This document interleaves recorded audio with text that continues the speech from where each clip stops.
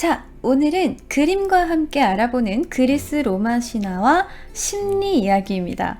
좀 복합적이죠? 하지만 복합적인 만큼 좀 가볍게 다룰 거니까 천천히 따라오시면 될 것 같아요. 우리는 부모의 사랑을 무조건적 사랑이라고 해서 아가페적 사랑이라고 부릅니다.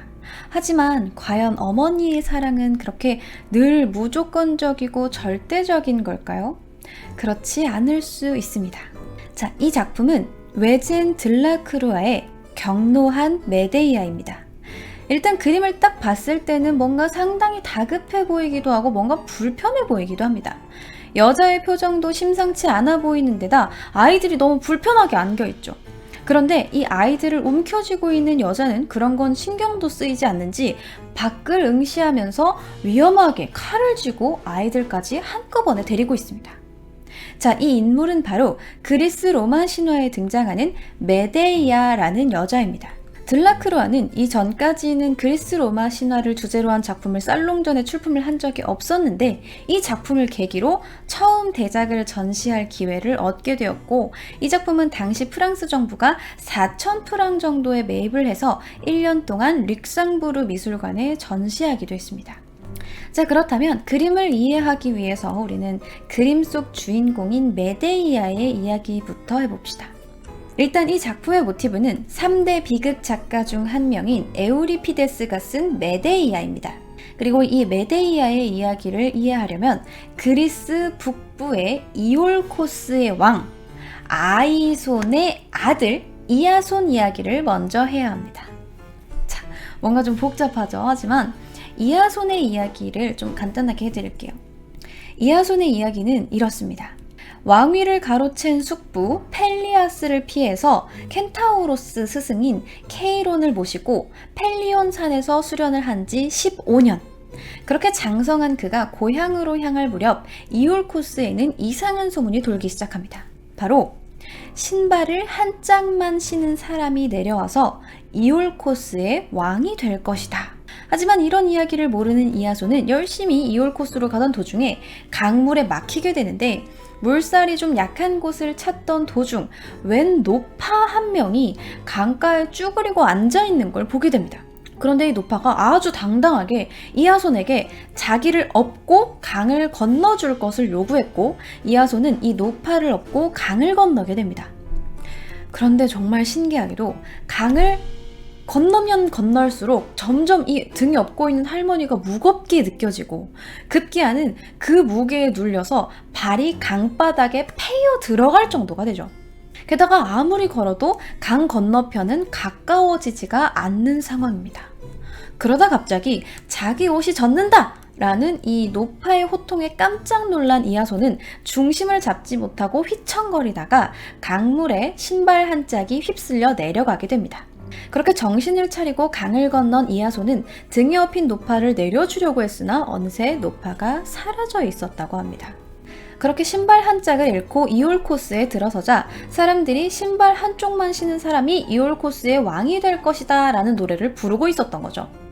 이 당시 이아손은 이 이야기가 자기 이야기일 것이다 라는 걸 몰랐으나 나중에 자기 앞에 나타났던 그 노파가 바로 헤라 여신이고, 이 계시가 자기를 위한 계시이며 자기가 왕이 될 운명이다 라는 걸 깨닫게 됩니다. 그리고 이 신발을 한 짝만 신은 사람이 왕이 될 것이다 라는 신탁을 헤라 여신이 직접 내렸다고 해요. 근데 왜 내렸냐면 이 이아손의 숙부이자 이올코스의 왕이었던 펠리아스가 여러 여자를 만나면서 아주 방탕한 생활을 했고, 결혼을 수호하는 여신인 헤라 여신이 이를 보고 열이 받아서 무녀를 통해 너 인생 똑바로 살아라 라고 경고를 했지만 펠리아스가 이를 무시하고 오히려 자신의 신전 기둥을 무너뜨리자 빡이 친 겁니다. 그래서 복수할 대상을 찾다가 펠리아스의 조카 이아손이 당첨된 거죠. 자, 일단 신탁을 내린 다음에 어떻게든 신발 한 짝을 내다 버리게 만든 겁니다. 이게 신탁입니다. 어쨌든 이아손은 신발 한 쪽을 잃어버리게 되는데 이것을 모노 산달로스라고 부릅니다. 모노는 하나, 산달은 우리가 아는 그 샌들 있죠?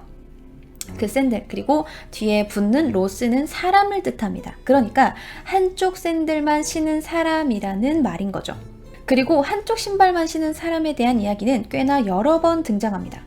우리가 아는 신데렐라도 한쪽 구두를 떨어뜨리고 오고 콩쥐팥쥐 이야기에서 역시 한쪽 신발을 버리고 옵니다. 신발은 그들의 족적을 뜻하고 이것을 잃어버렸다라는 것은 과거와의 결별을 뜻합니다. 그래서 사람들이 절벽이나 강에 투신하면서 신발을 가지런히 벗어두고 뛰어내리죠. 자기 자신, 그러니까 과거를 모두 다 내다 버린다라는 의미입니다. 하지만 이 모노산달로스는 신발을 다 잃어버리지 않습니다. 한쪽은 남아있기 때문에 다른 한쪽을 찾을 수 있는 거죠. 그래서 영화나 다른 매체에서 모노산달로스는 주로 자아 혹은 자아 실현에 많이 사용되고 있는데 본래의 모습 혹은 본래의 자리로 돌아갈 때 주로 한쪽 신발을 잃어버립니다. 자, 그러니까 이것도 일종의 복선인 셈이죠. 자, 어쨌든 신발 한 짝을 잃어버리고 자신이 신탁의 주인공이라는 것을 알게 된 이 이야소는 아버지의 왕권을 빼앗고 이올코스의 왕이 된 숙부 펠리아스를 찾아가서 당당하게 왕권을 다시 돌려달라라고 요구를 합니다.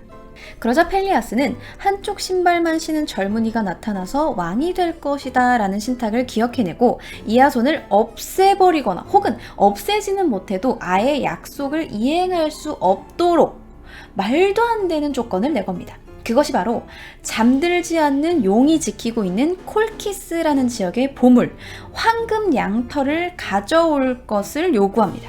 자, 그런데 여기서 재미있는 사실은 왜 황금 양털이었을까라는 겁니다.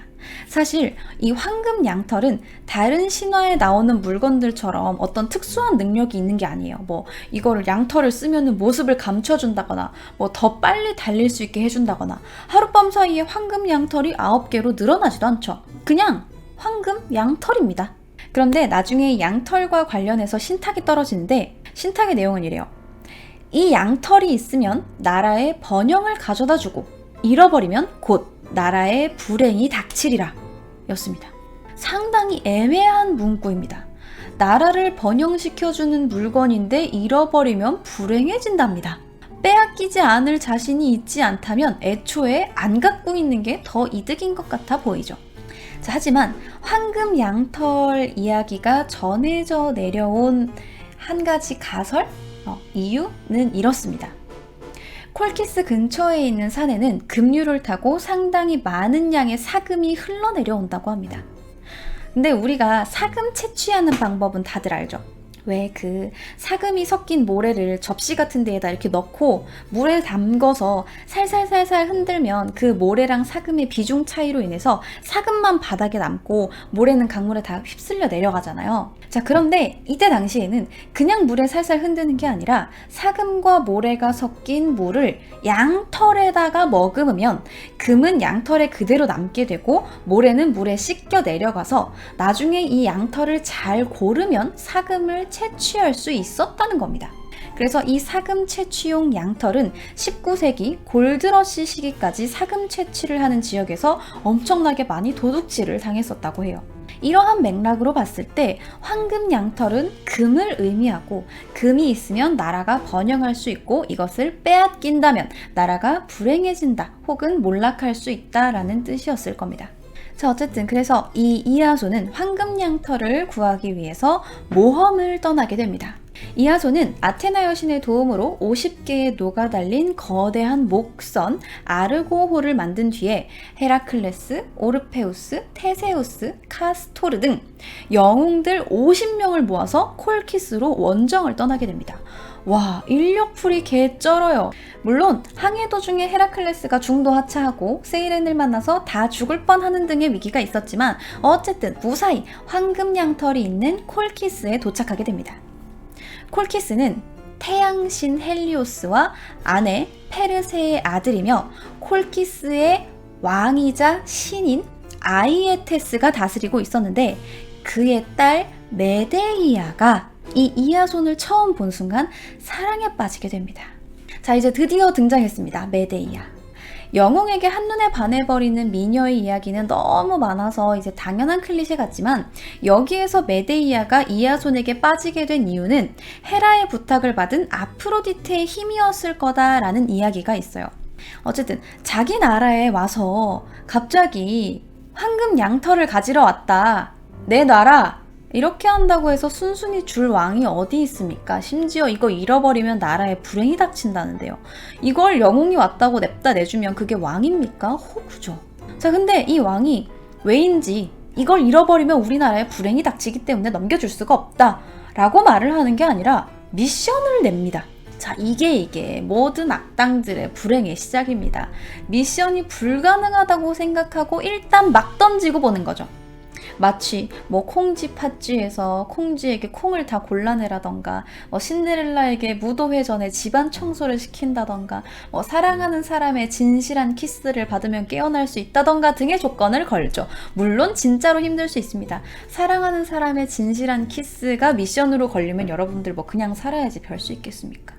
어쨌든 이 콜키스의 왕 아이에테스는 불가능하다고 생각했던 미션을 내는데, 그게 뭐냐면 바로 숨을 쉴 때마다 불을 내뿜는 황소에게 멍에를 씌워서 밭을 갈고 그 밭에다가 용의 이빨을 뿌리라는 일이었어요.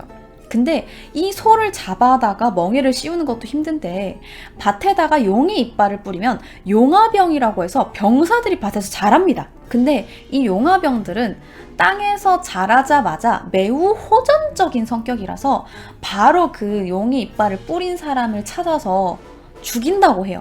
엄청 호전적이라서 막 서로 싸우고 그런대요. 자, 그래서 이하손은 이 소한테 죽거나 아니면 용의 이빨을 뿌리자마자 용화병들한테 죽거나 어쨌든 죽을 운명이었던 겁니다. 딱 들어도 너무 어려운 미션이죠. 근데 이 이하손에게 반했던 여자 메데이아는 아버지가 신이잖아요. 반인 반신이며 마법사의 신 키르케의 조카였어요. 그러니까 이 젊고 아름다운 메데이아도 마법을 쓸 수 있었다는 이야기입니다. 메데이아는 이하손이 자신과 결혼해주겠다라는 약속을 하자 기지를 발휘해서 불화의 마법이 걸린 돌을 용화병들 사이에 탁 집어던졌고, 이 용의 이빨에서 자란 용화병들은 서로 싸우다가 다 죽어버립니다. 그래서 결국 이 아이에테스 왕이 내준 미션을 클리어하고 딱 가니까 아이에테스 왕이 그렇다면 별 수 없다. 황금 양털은 네가 알아서 가져가라. 이렇게 이야기합니다. 근데 알아서 가져가기에는 이제 그 마지막 보스가 기다리고 있어요. 잠들지 않는 용이 이 황금 양털을 지키고 있습니다. 당연히 쉽게 가져갈 수 없겠죠. 그런데 이번에도 메데이아가 나섭니다. 강력한 수면제를 만들어서 용한테 촥 뿌리니까 이 잠들지 않는 용이 잡니다. 근무태만으로 잡아가야 됩니다. 이 정도면. 아니, 수면제를 먹어도 잠들지 않아야 진정으로 잠들지 않는 용 아닙니까? 이 타이틀을 떼든가 이거 근무태만으로 잡아가든가 해야 돼요. 이게 뭐예요? 어쨌든 정말 잠들지 않는 용을 잠재운 다음에 황금 양털을 가지고 갑니다. 자, 그러자 이 아이에테스 왕은 황금 양털을 되찾기 위해서 이하손 일행을 추격을 했는데, 이때 또 메데이아가 지략이라고 하기엔 너무 잔인한 일을 벌이는데 궁에서 납치해온 자기 막내 동생 압시르토스를 죽여서 사지를 자른 다음에 바다에 뿌려버립니다. 그러자 이 막내 아들의 시신 조각을 다 건져내느라 아이에테스 왕은 이하손 일행을 놓치고 말죠. 메데이아는 끝까지 자기 동생을 죽여가면서까지 이하손의 탈출을 도왔고 결국 두 사람은 이올코스에 도착을 하게 됩니다.